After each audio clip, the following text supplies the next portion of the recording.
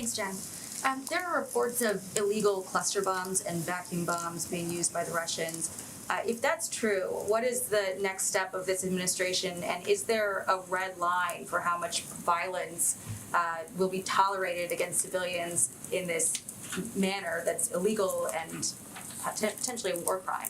It would be. I don't have any confirmation of that. We have seen the reports. If that were true, it would potentially be a war crime. Obviously, there are a range of international fora that would assess that. So certainly we would look to that to be a part of that conversation. As I mentioned, because we've seen all of these reports on the provision of cluster munitions to Ukraine, I will leave it to the Pentagon to make a formal announcement later this afternoon for the next drawdown package. And to go into the details of that drawdown package and the specifics on the types of munitions being provided. But I will use this opportunity here today to make a few points. First, we base our security assistance decision on Ukraine's needs on the ground. And Ukraine needs artillery to sustain its offensive and defensive operations. Artillery is at the core of this conflict. Ukraine is firing thousands of rounds a day to defend against Russian efforts to advance and also to support its own efforts to retake its sovereign territory. We have provided Ukraine with a historic amount of unitary artillery rounds, and we are ramping up domestic production of these rounds. We've already seen substantial increases in production, but this process will continue to take time, and it will be critical to provide Ukraine with a bridge of supplies while our domestic production is ramped up. We will not leave Ukraine defenseless at any point in this conflict, period.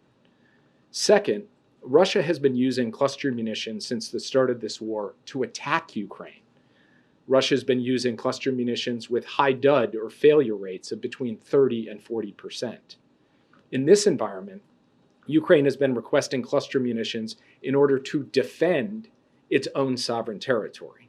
The cluster munitions that we would provide have dud rates far below what Russia is providing, not higher than 2.5%.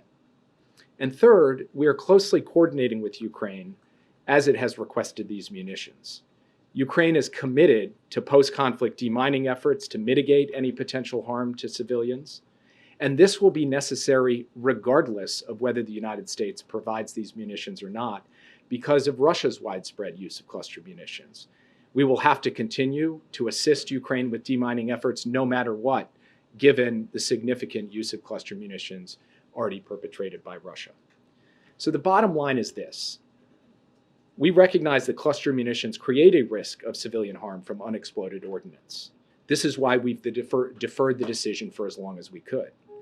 But there is also a massive risk of civilian harm if Russian troops and tanks roll over Ukrainian positions and take more Ukrainian territory and subjugate more Ukrainian civilians because Ukraine does not have enough artillery. That is intolerable to us. Ukraine would not be using these munitions in some foreign land. This is their country they're defending. These are their citizens they're protecting.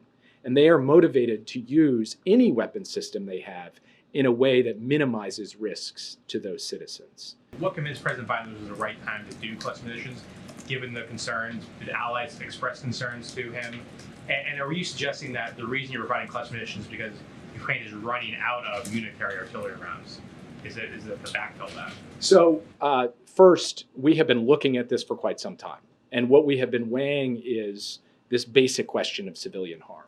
The challenge of cluster munitions, as you know, is that even at low dud rates, there are some unexploded ordnance that is left, and that could potentially pose a risk to civilians down the road.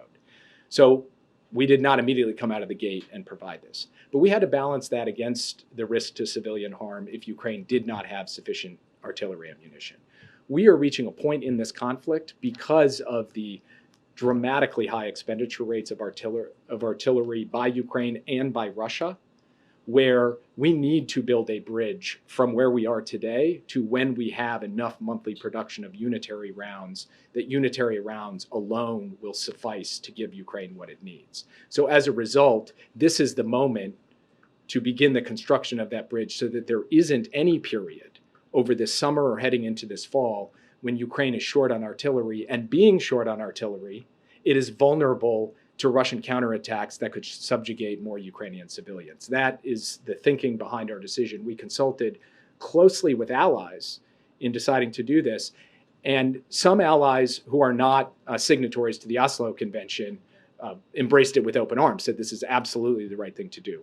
Even allies who were signatories to the Oslo Convention, while they cannot formally support something that they've signed up to a convention against, have indicated both privately and many of them publicly over the course of today that they understand our decision and fundamentally that they recognize the difference between Russia using its cluster munitions to attack Ukraine and Ukraine using cluster munitions to defend itself, its citizens, and its sovereign territory. So we feel that this will in no way disrupt the very strong, firm unity that we have heading into the NATO summit in Vilnius next week. Yeah. Thanks, Jake. To follow up on the cluster munitions, last year in March, the U.S. ambassador to the United Nations, she described those munitions as, quote, exceptionally lethal weaponry which has no place on the battlefield.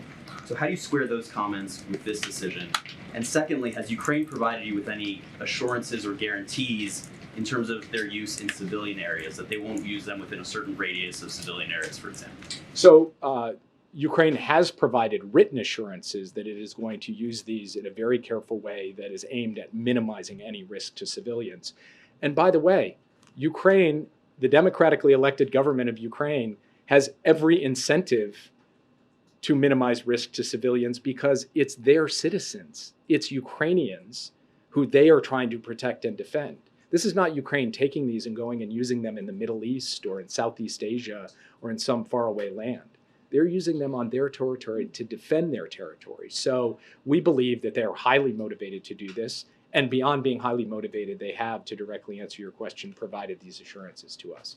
In terms of the ambassador's comments and other comments that have been bandied about, let me just say that the use of cluster munitions by Russia in this conflict is completely unacceptable on multiple counts. First, they are using them to attack a sovereign country in flagrant violation of international law. Second, they're using them specifically to strike after civilian targets, not only military targets, also in flagrant violation of international law. And with this weapon system, as well as other weapon systems, we have identified war crimes committed by the Russians. Third, and critically, there is a big difference between the type of cluster munition being used by Russia and the type that we would provide to Ukraine. As I mentioned before, ours have a maximum 2.5% dud rate. The dud rate of the Russian munitions is between 30 and 40%. And just so I don't get this wrong, I will read it to you. The Department of Defense assesses that during the first year of the conflict alone, Russian-fired cluster munitions deployed from a range of weapon systems have likely expended tens of millions of submunitions or bomblets in Ukraine. And then the final point, I think this is an important point. When I talk about what Russia's doing with cluster munitions, I'm not making an argument which says, they do it, so we'll do it. The argument I'm making is that Russia has already spread tens of millions of these bomblets across Ukrainian territory. So we have to ask ourselves, is Ukraine's use of cluster munitions on that same land actually that much of an addition of civilian harm, given that that area is going to have to be demined regardless? So that is why when we look at the situation today, as opposed to a year ago, and when we look at what Ukraine would be doing with these weapons as opposed to what Russia is doing with these weapons, we see a substantial difference. It doesn't make it an easy decision, and I'm not going to stand up here and say it is easy. It's a difficult decision. It's a decision we deferred. It's a decision that required a real hard look at the potential harm to civilians.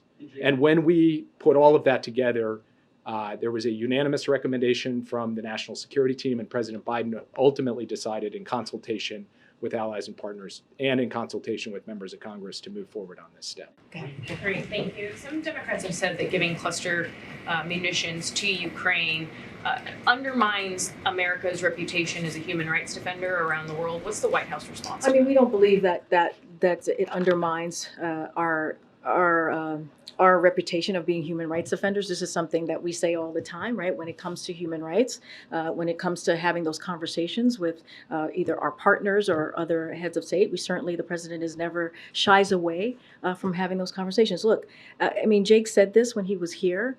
We have to remember what's happening in Ukraine, right? Ukraine is defending itself. It's defending its freedom. It's defending its sovereign territory. And that is what we're doing here. We're making sure that they are able to do that. This is a war that Russia started. This is an aggression by Russia.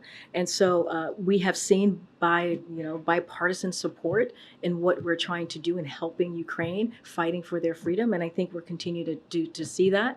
But as it comes to human rights, the president will always be very clear and have very honest conversations with our partners and other heads of states across the world.